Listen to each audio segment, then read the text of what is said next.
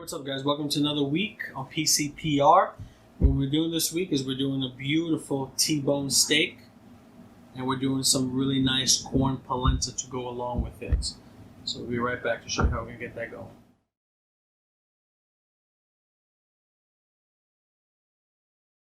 Alright, so the next thing you want to do is we're going to take our beautiful T-bone steak here. This is bone in. A lot of people don't know what T-bone steak is. I'm going to explain to you what it is. See this little half right here, this little piece? This is part of the filet mignon, right? This is a really, really tender piece. On the other side, half of it, part of it, as you can see with this line, New York strip. Here is called the spinatus dorsi, right? That's another tender part on the cow. So we're going to make sure that a lot of times people overcook this part before this cooks. But here you can see that the steak is cut the same width on each side, so it's not going to overcook on us. You can get side by side right there. That's about an inch, maybe half an inch or so. So it's going to cook evenly. So first thing we're going to do is we're going to season this bad boy. We're going to put a little bit of olive oil on each side. We're going to rub that in there. We're going to massage her. Right? We're going to add a little bit of garlic. Here I have a little chopped garlic that I chopped and made into a paste with some salt.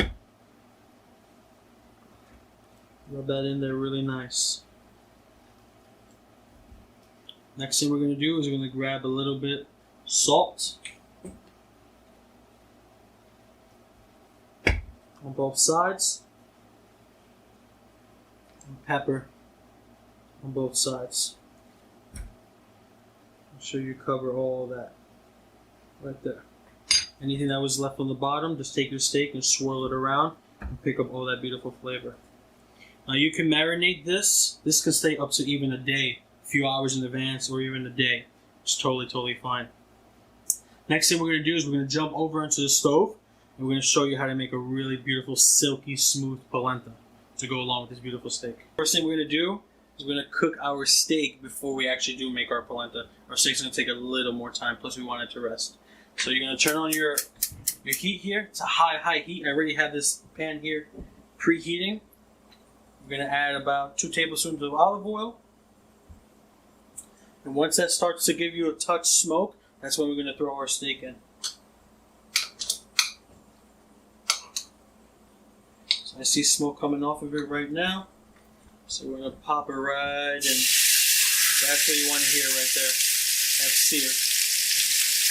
That lets me know that the meat is caramelizing, not boiling, right? That sear lets me know that you're getting a nice crust on that. So we're going to sear this. So it gives a really nice sear. It's probably going to be about 3 to 4 minutes. And then we're going to flip her over. We're going to baste her with garlic, thyme, butter, all that good stuff. We're going to throw her right into the oven. So we'll be right back for that part. So now it's been about 3 to 4 minutes. We're going to take our steak. We're going to flip it right over. That's what you want. You see that? That crust that we just built? That's what you want. Now we're going to let it sear for a little bit. We're going to add in some butter, some whole garlic, and thyme. Mix that in there. You want to fragrance that oil, fragrance that butter. Soak the pan just a bit. Just like that. And you're going to start to baste it. You're going to put that, you're putting that flavor back into the steak. Just like that.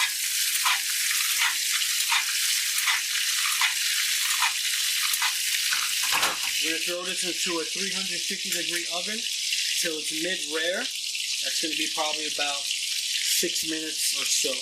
If you feel comfortable using a thermometer, you're aiming for about 120, 122 degrees by the time it starts resting. Alright? So we'll be right back. We're going to start cooking the polenta right after this. Alright, so what we want to do in order to make this polenta is we're going to start with butter. We're going to have about half a knob of butter right here.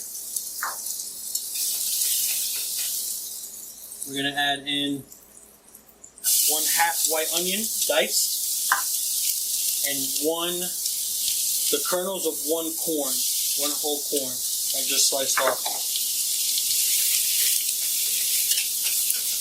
We're gonna start to cook this. So what we want to do with this is we just want to sweat it. We don't want to put a lot of color on this. We don't really want to put any color on this. We just want to make it translucent and soft enough. As this is cooking, I would advise that on the stove in a separate pot, you put about 2 cups of chicken stock and 2 cups of heavy cream in one pot and have it start boiling, because you want to treat this almost as the same thing as risotto. You don't want to stop the cooking process. You want to continue the cooking process. So we're going to give this about 4 to 5 minutes to soften up, and then we're going to add our polenta, and then we're going to add our fluid to our polenta. So we'll be right back.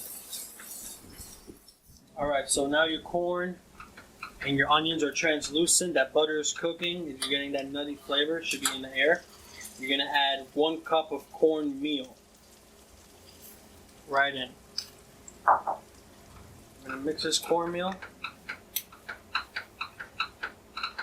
just like that.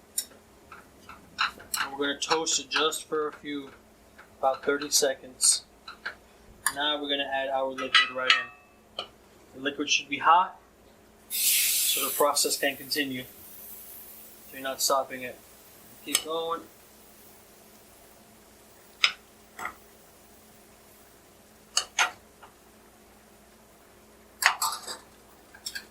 And mix this up real nice. Be very careful when you're making polenta. The polenta tends to spit back at you, and it hurts and it burns.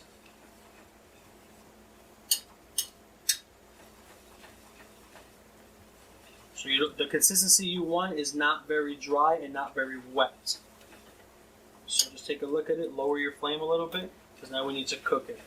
We need to cook the rawness out of it. We're going to cook this polenta for about 6 to 7 minutes on low heat, very low heat, and give it time, the polenta. Right? Once that time passes, we'll be right back and we'll finish this up. Alright, so now your polenta is pretty much cooked. Now we have to finish her. So what we're going to do is we're going to add 1/4 of diced butter here. It's a 1/4 stick butter. Slowly off the heat, mix that in right there. Just using the residual heat from the bottom of the pan to cook her. Right, that's what's going to give it its creaminess and its silkiness. Back on the flame. And then we're going to hit it with some Parmesan cheese. Some Parmesan snow right here.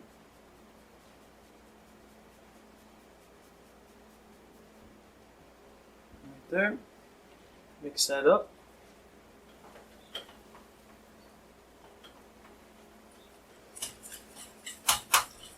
Incorporate all of that. Alright, so now we're going to go back to the table and we're going to plate this bad boy up. Alright, now that your steak is done and your polenta is done, now the fun part comes. We're going to start to plate these polenta up. Right? So now you have your beautiful creamy polenta. It smells beautiful.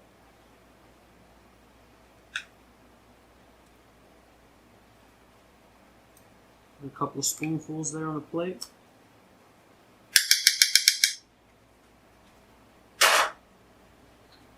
Smear it around a little bit. Just like that.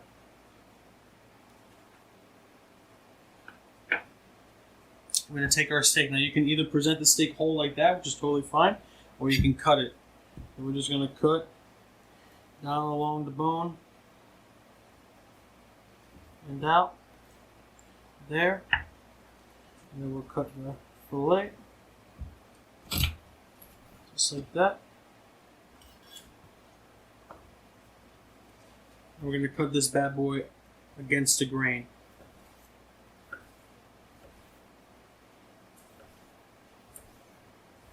These pieces.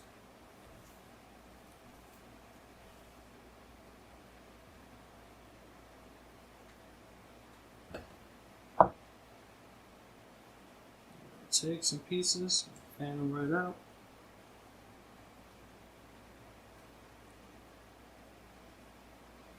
Just like that. Just like that. We'll take the T-bone, put it just like that. Beautiful. Gonna finish this with a little bit of the pan drippings from the actual pan from our cast iron that I saved. I'm just gonna drizzle that all around, just like that.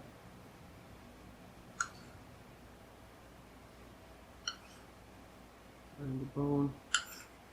I'll throw this garlic piece in there. That's totally fine. The garlic has a lot of flavor. Next thing we're going to do is we're going to finish it up with some little thyme leaves all around.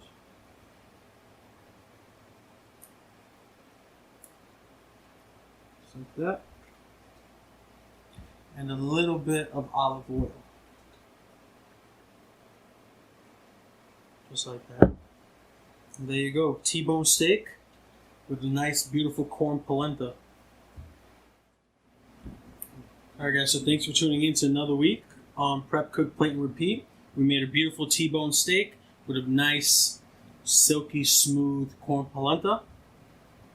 Thanks for watching this video. Don't forget to like, subscribe, and follow us on Instagram and YouTube and on Facebook. And if there's anything you'd like to see in the upcoming weeks, something that you like personally, whatever it may be, just comment down below and we'll make it for you.